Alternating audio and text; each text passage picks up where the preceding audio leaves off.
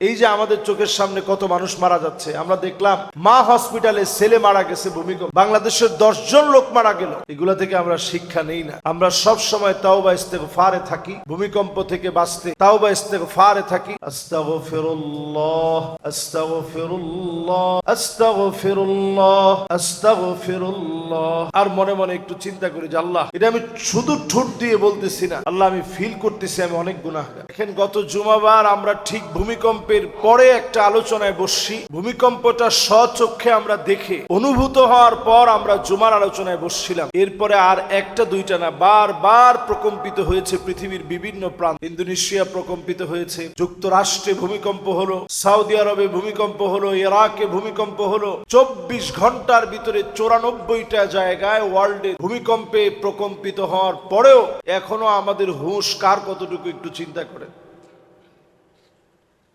আল্লাহ তাআলার আযাবের একটা মহড়া চলতেছে এখন, আপনারা নিশ্চয়ই দেখে থাকবেন। ইথিওপিয়ার ভিতরে বিশাল আগ্নেয়গিরি ফেটে পড়ে 14 কিলোমিটার দৈত্য দানবের মতো বিশাল আকৃতি ধারণ করে এই ধোঁয়া, এই ছাইগুলা বিরাট লম্বা জায়গা জুড়ে ছড়িয়ে পড়েছে। এর মেঘমালা এত দূর পর্যন্ত ছড়িয়েছে, ইয়ামেন, ওমান, উত্তর পাকিস্তান, ভারত সহ এই জায়গাগুলোতে মেঘমালার ভিতরে এই ধোঁয়াগুলো মিশে গিয়েছে। আপনি চিন্তা করেন, এই যে আল্লাহ রাব্বুল আলামিন একটার পর একটা পরীক্ষা নিচ্ছেন। বাংলাদেশে ঘূর্ণিঝড়ের প্রবল আশঙ্কা রয়েছে, গতকাল থেকে তারও প্রভাব পড়ছে। এই যে একটার পরে একটা আযাব আল্লাহ তাআলা দিচ্ছেন, আল্লাহ তাআলা নিশ্চয়ই দয়াময়। এজন্য আযাব আল্লাহ তাআলা দিয়ে থাকেন, আবার আল্লাহ তাআলা আযাব উঠায় নেন। শুধুমাত্র আল্লাহ রাব্বুল আলামিন দেখতে চান এর মধ্যে কারা তাওবা করে আল্লাহর দিকে ফিরে আসে। আওয়ালা ইয়ারাউনা আন্নাহুম ইফতানুনা ফি কুল্লি আমিন মাররাতান আও মাররাতাইন। আল্লাহ পাক বলেন, প্রত্যেকটা বছরে আমি আল্লাহ রাব্বুল আলামিন একবার অথবা দুইবার আমি আল্লাহ তাআলা তোমাদেরকে শাস্তি দিই। সুম্মা লা ইয়াতুবুনা ওয়ালা হুম ইয়াযাক্কারুন। এরপরেও তোমরা আমি আল্লাহর দিকে তাওবা করে ফিরে আসো না, আমি আল্লাহ রাব্বুল আলামিনকে তোমরা স্মরণ করো না। ঠিক যদি ভূমিকম্পের পরে এদেশের মানুষগুলো নামাজের দিকে আসতো,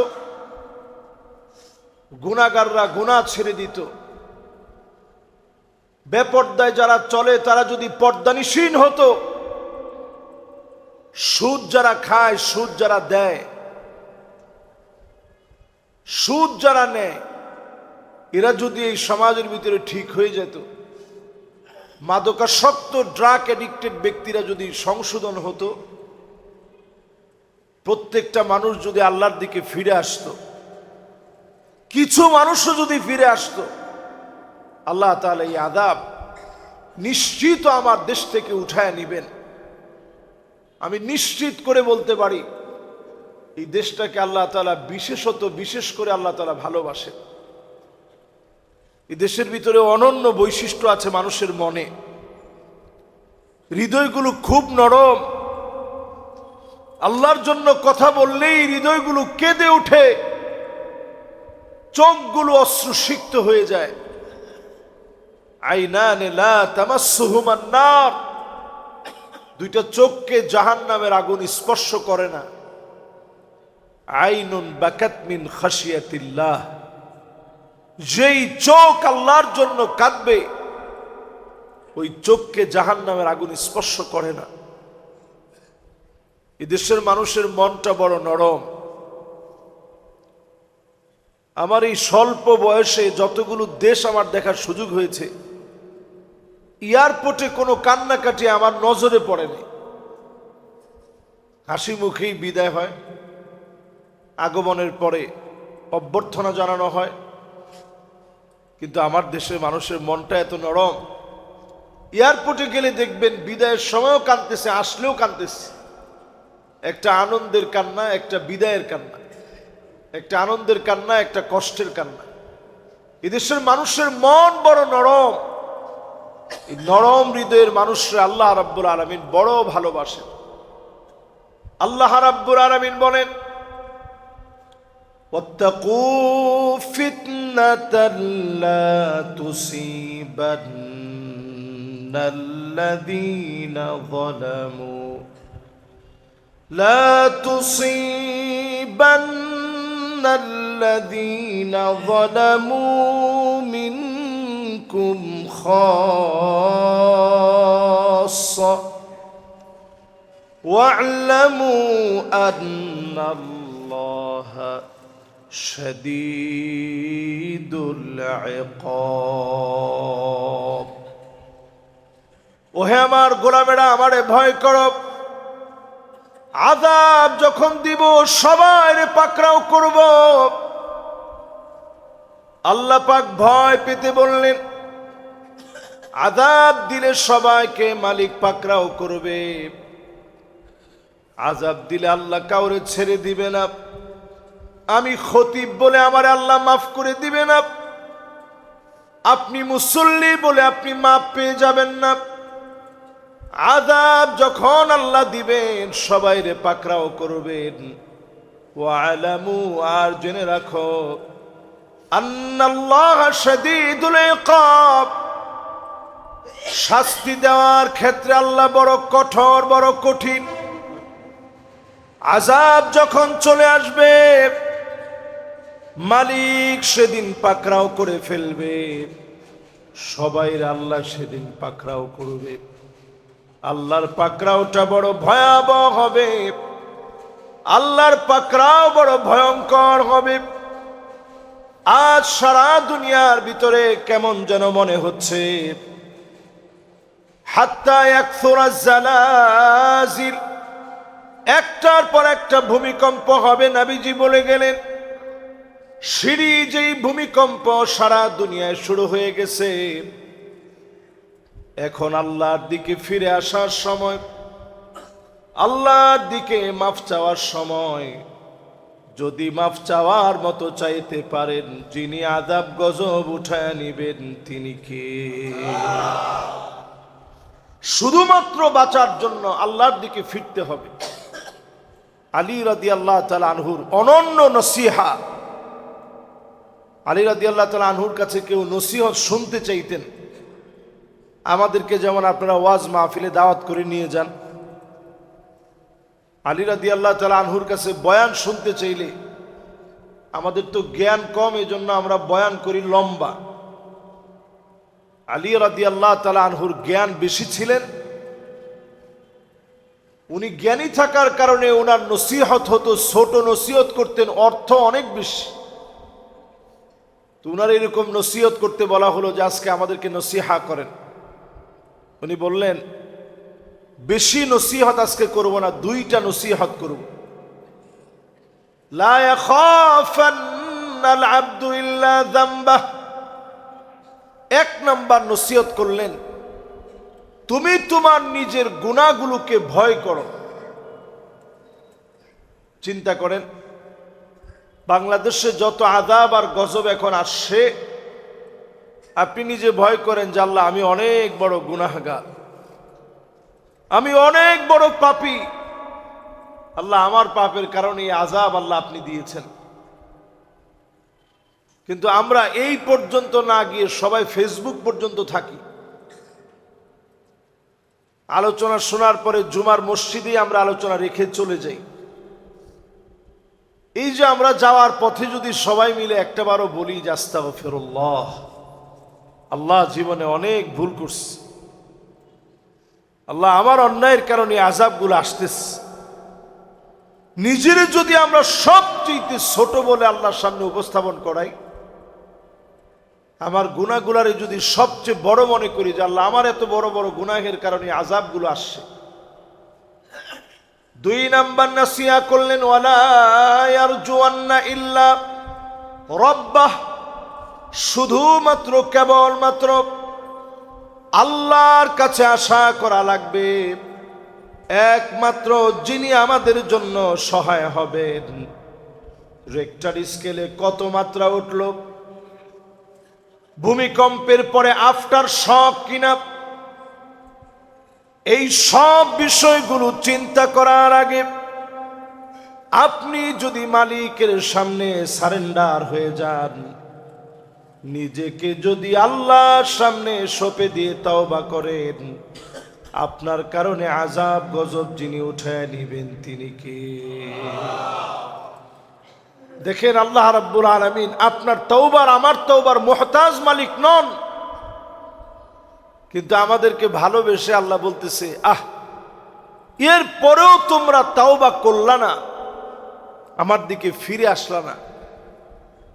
আচ্ছা, যদি প্রশ্ন করা হয়, এই যে ভূমিকম্পটা বাংলাদেশে হয়ে গেল, এরপরে মুসল্লির সংখ্যা বাড়ছে, যারা নামাজি আছেন অনেকে মাথা নাড়াইছেন, অনেকে কিছু বলেন না। আচ্ছা, বাড়ছে আপনাদের কাছে মনে হয়? বাড়ে নাই। পর্দানিসীন নারীদের সংখ্যা বেড়ে গেছে? বাড়ে নাই। আল্লাহর স্মরণ করে এমন নারীদের সংখ্যা বাড়ছে? এমন নারী পুরুষ সবাই। অনেকে আবার বলবে যে হুজুররা বসলেই খালি নারীদের কথা বলে। না, এই যে আমরা এখানে বসে আমাদের মা বোন হয়তো ডানে বামে যারা শুনতে পারতেছে তারা হয়তো শুনছে, আপনাদেরকে সজাগ করে দিলে এই জাতি হয়তো মুক্তি পেয়ে যাবে। এই জাতির ভাগ্যাকাশে ধারণা করা হচ্ছে যে বড় ভূমিকম্প হবে, আফটার শকটা কেমন হবে। বর্তমান ভূমিকম্পগুলো আফটার শক কিনা, বিগত এক সপ্তাহের নিউজ আমি দেখলাম, আমার কাছে মনে হয় তারা নিজেরা ভূমিকম্প ডেকে আনতেছে। একটা লোকের মুখে আল্লাহর কোনো নাম নাই, উনারা মহাপণ্ডিত, সবাই বলতেছে এই তো একটা শক, এরপরে টেকটনিক প্লেটগুলা খুলে গেছে, এখন এই টেকটনিক প্লেট খুলে গিয়ে আগে যেটা আটকা ছিল এটা খুলে গেছে। বড় মাত্রার একটা ভূমিকম্পের পরে লাগাতার কিছুদিন ধরে শুধু আফটার শক হতে থাকবে। আরে সব জানতা, আপনি একটু মাটির ওই স্তরকে আপনি দেখছেন? মাটির ওই স্তরে আপনার খবর কি? আপনি জমিনের উপর থেকে যদি আপনি আল্লাহর নামটা নিতেন, আমরা এটা খুব লজ্জাবোধ করি। ইনশাআল্লাহ, মাশাআল্লাহ, জাযাকুমুল্লাহ, এটা বললেই আমরা অনেকে মৌলবাদ আর জঙ্গিবাদ মনে করি, ঠিক নেই? তো চিন্তা করেন, আযাব আসবে না আসবে কি? এখনো আমাদের ভাষা সংশোধন হয়নি। একটাবার বলি না যে আলহামদুলিল্লাহ এই দেশটারে আল্লাহ মায়া করে বাঁচাই দিছে। আমরা আল্লাহর কাছে বলতে থাকি, এটা মসজিদের নগরী, এটা লাস ভেগাস নয়, এটা লস অ্যাঞ্জেলেস নয়, এটা বাংলাদেশ। ঢাকা সিটির ভিতরে অনেক অন্যায় থাকতে পারে, কিন্তু 5 ওয়াক্ত নামাজের সময় আপনি একটু খেয়াল করবেন কি পরিমাণ আযান চতুর্দিক থেকে হচ্ছে। আযানের মধ্যে কি বলা হচ্ছে? আল্লাহু আকবার। সব মিনারা থেকে একই আযান, একই সুর বের হচ্ছে, আল্লাহ তুমি সবচেয়ে বড়। যে মালিকের বড়ত্বের ঘোষণা ছোট্ট এই বাংলাদেশের লক্ষ লক্ষ মসজিদ থেকে এক যুগে সম্প্রচারিত হয়, সেই জায়গার ভিতরে আযাব দিতে আল্লাহর মায়া লাগে না? এজন্য আপনি দেখেন, করোনা আসছিল, যারা বিশাল বুদ্ধিজীবী, ইনশাআল্লাহ যাদের মুখ দিয়ে আসে না, এরা বলছিল বাংলাদেশের পরিস্থিতি এমন হবে, একেবারে সব মেসাকার হয়ে যাবে, রাস্তাঘাটে লাশ পড়ে থাকবে, গোসল দেওয়ার মতো লোক থাকবে না। আমরা দেখেছি তারা একজনও মানুষের উপকারে আসে নাই।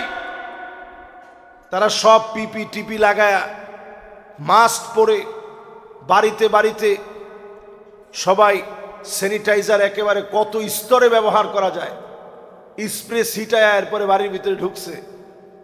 দেখা গেছে অনেক সময় এত সিকিউরিটি নেওয়ার পরেও ওনাদেরকে আল্লাহ মাঝে মাঝে ধরছে, ঠিক নেই?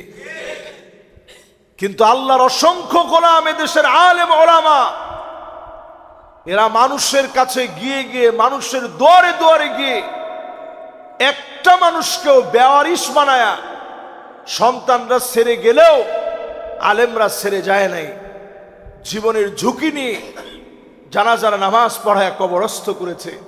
আল্লাহর বড় মায়া লেগে গেছে, এই দেশ থেকে আল্লাহ আযাবটা উঠায় নিয়েছে। জোরে কোন আল্লাহু আকবার।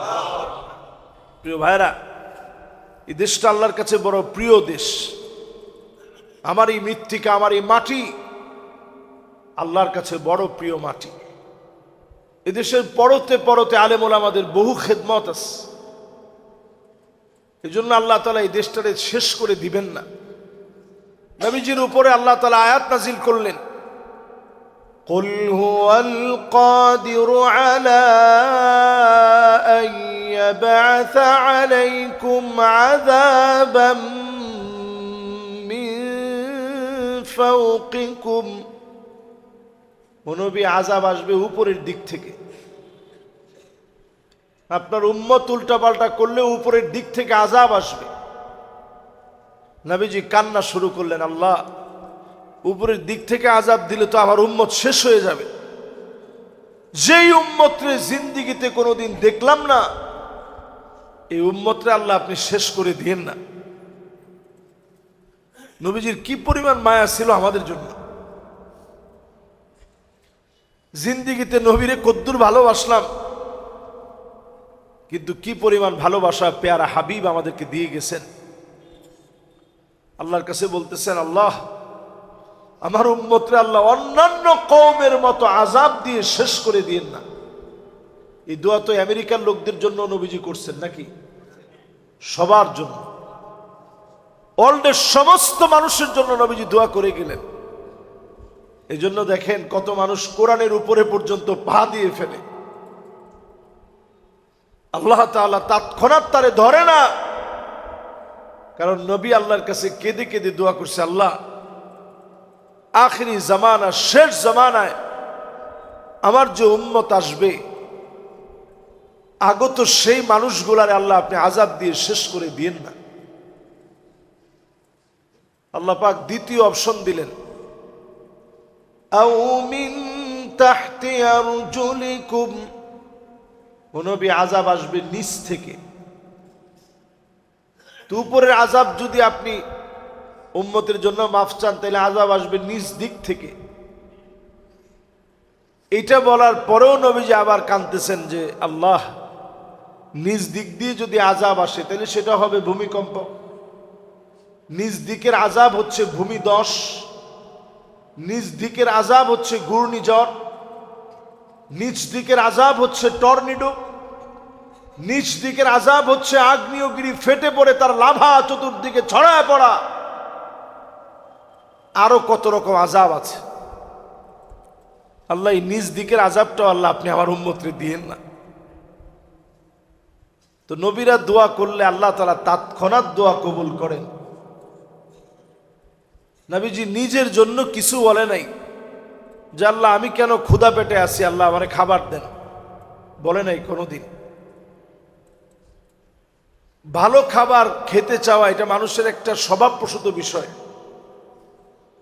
আমরা সবাই ভালো খাবার খেতে চাই, কিন্তু পেয়ারা হাবিব আমার একবারও বলে নাই যে আল্লাহ তুমি আমারে ভালো ভালো খাবার খাওয়াও। একটা বারও আল্লাহর কাছে বলে নাই যে আল্লাহ 3 বেলা ভালো ভালো খাবার দেন, একবারও বলে নাই। আল্লাহর কাছে বলছে, আল্লাহ আমার উম্মতের শাস্তি দিয়েন না। এরপরে আল্লাহ রাব্বুল আলামিন জানায় দিলেন, আও ইয়ালবিসাকুম শিয়া ওয়া ইউযীকা বা'দুকুম বা'সা বা'দ। ও নবী, আযাব আসবে, আপনার উম্মত বিভক্ত হয়ে যাবে, দলে দলে মতে মতে বিভক্ত হবে। বিভক্ত হওয়াকে পোশাক বানায় নিবে, ভাইয়ে ভাইয়ে মারামারি করবে। নবীজি আল্লাহর কাছে বললেন, আল্লাহ, আগে দুই আযাবের চাইতে এটা তো সহজ হবে, আহওয়ান ওয়া আইসার, আগের দুইটার চাইতে তো এটা সহজ। ভাইয়ে ভাইয়ে আর কতক্ষণ মারামারি করবে, এক সময় সংশোধন হয়ে যাবে। আল্লাহ, ভাই ভাই তো বেশিক্ষণ মারামারি লাগবে না।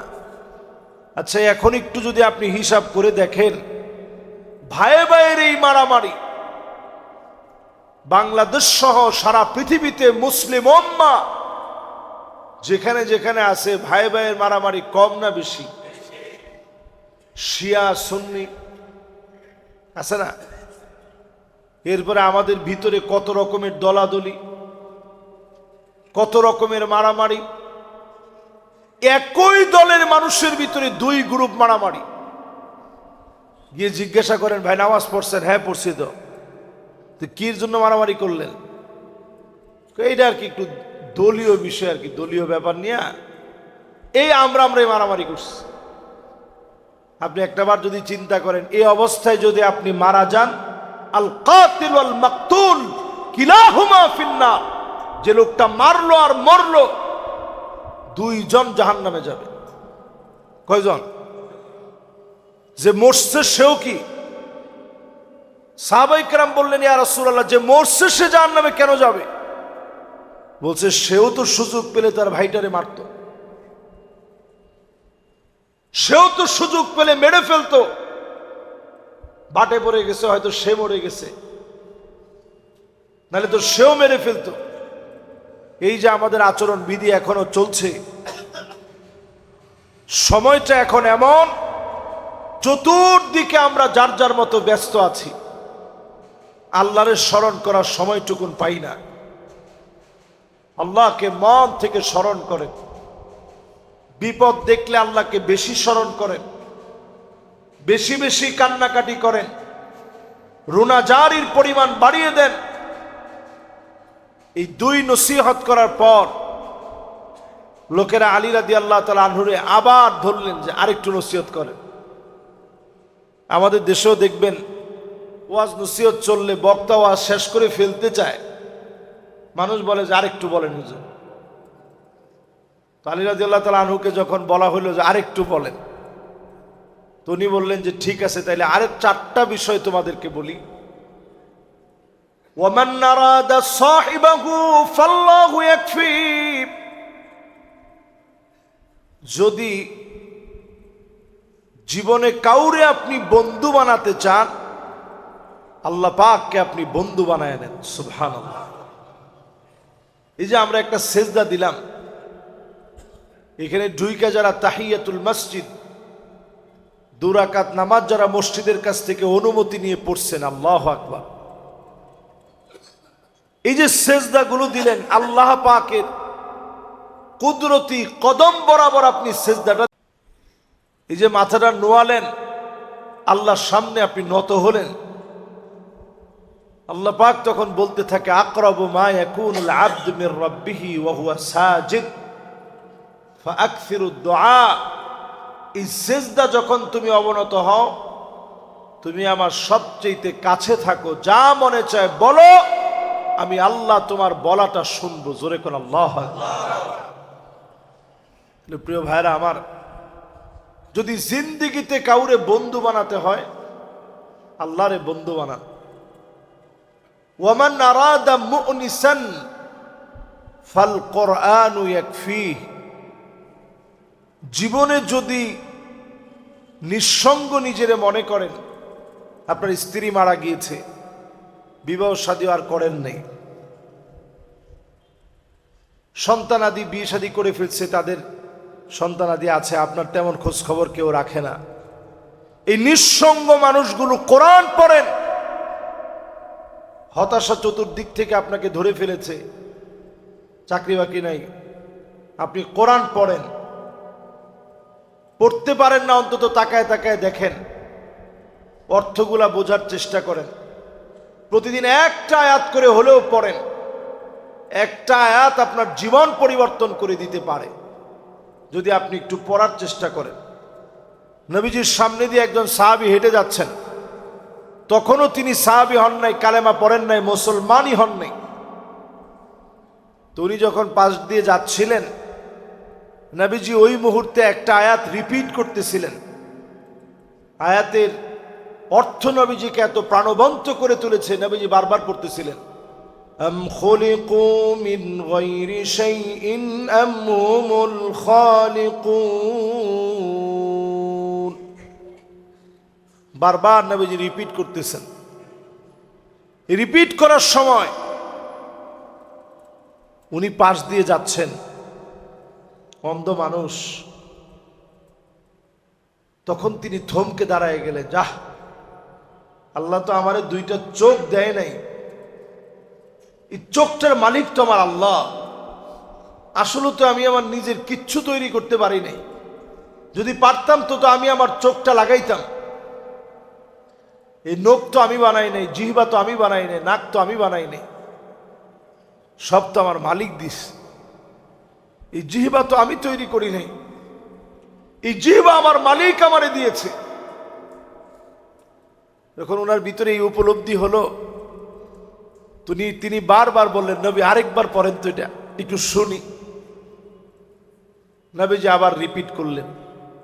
তিনি বলতেছিলেন যে কাদা কলবি ইয়াতিরু লিল ইসলাম, আমার কাছে মনে হচ্ছিল ইসলাম নামক বিশাল আকাশের ভিতরে আমি যেন ছোট্ট একটা পাখি হয়ে গেলাম, ডানা মেলে আমি উড়ে বেড়াচ্ছি। আমার কাছে এমন মনে হলো, নবীজির কাছে হাত দিয়ে বললাম, নবী এখনই কালেমা পড়ায় মুসলমান বানায় দেন। সুবহানাল্লাহ। কোরআনের একটা আয়াত আপনার জীবন পরিবর্তন করে দিতে পারে, শুধু একটু মন নিয়ে পড়তে হবে। তাহলে 2 নাম্বার নসিহত হচ্ছে কোরআনকে নিঃসঙ্গ সময়ের সঙ্গী বানান। 3 নাম্বার নসিহত, ওয়ামান আরাদা গিনান ফাল কিনাআতু তাকফি। যেই লোকটা ধনী হতে চায়, আল্লাহু আকবার, এটা চায় না এখন বর্তমান সময়ে, আমি হুজুর সহ, এটা চায় না এমন কোনো মানুষ নেই। বলেন আমরা চাই কিনা? চাইটা আপনারা যত আস্তেই বলছেন, মনে মনে সবার চিন্তা যে আমি যদি আরেকটু ধনী হইতে পারতাম, আরেকটু, আল্লাহ দিছেন তো অনেক, আল্লাহ আর একটুখানি, এটি শেষ। হায় রে মানুষ, আমরা নিজেদের কথা নিজেরা আগে বলি, এটা আমাদের সবার মনে হয় না? বলেন, সবার মনে হয় যে আল্লাহ আর একটু যদি দিতেন, দিছেন তো অনেক, আর একটু। আল্লাহর নবীর এই যে প্রিয় সাহাবীদের অত্যন্ত প্রিয়, যারা নবীজি অনেক জ্ঞানী হিসাবে আদর করতেন, ভাই তো আসি, এরপরে নবীজি মেয়ের জামাতা বানাইলেন। দেখেন কত দামি নসিহত। যেই লোকটা ধনী হতে চায় সে যেন অল্পে তুষ্ট হয়ে যায়। অল্পে তুষ্ট হলে আপনি ধনী। জোরে কোন আল্লাহু আকবার। ধন সম্পদের কোনো শেষ নেই, এই জন্য অল্পে তুষ্ট হওয়া লাগে। এরপরে 4 নাম্বার নসিহত তিনি করলেন, ومن أراد الوعظ فالموت يكفي। কেউ যদি জীবন পরিবর্তন করতে চায়, এই জীবনটাকে সাজানোর জন্য তেমন কোনো কিছুর আর প্রয়োজন নাই, শুধু যদি এতটুকুন বুঝে নেয়, ومن أراد الوعد فالموت يكفي। একদিন আমার জীবন ফুরায় যাবে, মরণ থেকে পালাও তুমি, মরণ তোমায় লইবে ঘিরি। যদিও সুদূর আকাশ পানে, লুকাও হেথায় লাগে সিঁড়ি। এ মহারোগের ঔষধ নাই, চিকিৎসা নাই ধরাতে, কাঁদিয়া কাতর হইলে কি হবে, পারিবে না তারে ফিরাতে। শুধু এক দুশ্চিন্তা যদি আপনার ভিতরে গালেব হয়ে যায় যে আমার একদিন মরে যেতে হবে, আল্লাহর সামনে দাঁড়াইতে হবে আমারে, কবর আমার ঠিকানা হবে। হযরত আলী রাদিয়াল্লাহু তাআলা আনহু কবরের মাটি ধরে কাঁদতেন আর বলতেন, আহ মাকানুকা তাহতাত তুরাব, আলী একদিন তোমার জায়গা হবে এই কবরের মাটির নিচে। কবরের উপরের মানুষ তোমারে যা যা করে, মাটির নিচটা না জানি কেমন হয়। হযরত আলী কবরের মাটি ধরে কাঁদতেন। হযরত ওসমান রাদিয়াল্লাহু তাআলা আনহু কবর দেখলেই চোখ দিয়া পানি পড়তো, যাহারে এই কবর আমার ঠিকানা হবে। এই যে আমাদের নিচে কবরস্থান আছে, ঘুমায় আছে আমাদের চাইতে দাপটওয়ালা সব ব্যক্তিরা, যারা এই মসজিদের জায়গা দিচ্ছেন, জমি দিচ্ছেন, মসজিদের জন্য কত অবদান রাখছেন, ঘুমায় আছে তারা সবাই। তবে আমি বলবো যে সৌভাগ্য কেমন চিন্তা করে, মসজিদের পাশে ঘুমায় আস, কয়জনের সৌভাগ্য এটা জোটে। এই জন্য দুনিয়া ছেড়ে চলে যেতে হবে, এটাই বাস্তব। সবাই বিশ্বাস করি আমরা। এই 4 নসিহতের এক নসিহত যদি না মানেন, ফান্নারু মাসওয়াহ। হযরত আলী বলেন 4টার একটাও তোমার ভিতরে নেই। আল্লাহরে তুমি বন্ধু বানাইতে পারো নাই, কোরআনকে তুমি নিঃসঙ্গ সময়ে সঙ্গী বানাতে পারো নাই, অল্পে আপনি তুষ্ট হইতে পারেন নাই, মৃত্যু থেকে জীবনের শিক্ষাও নেন নাই। তিনি বলতেছেন তাইলে তোমার জায়গাটা জাহান্নাম ছাড়া কই হবে কোন? এটাও একটু মিলায় নেন, আমরা কয়জন আল্লাহরে বন্ধু বানাইছি, কয়জন আমরা কোরআনটা পড়ি প্রতিদিন। একটা আয়াত হলেও, মোবাইল নাই এখন এরকম কোনো ব্যক্তিই নেই, প্রত্যেকের হাতে হাতে মোবাইল, অ্যাপস আছে আমাদের হাতে হাতে। অ্যাপসের মধ্যেও যদি আপনি পড়েন, সব আছে না নাই? সব আছে। মসজিদে আসছেন একটু আগে অথবা পরে, বসে একটা আয়াত অন্তত দেখে পড়ে যান, অল্পে তুষ্ট হন।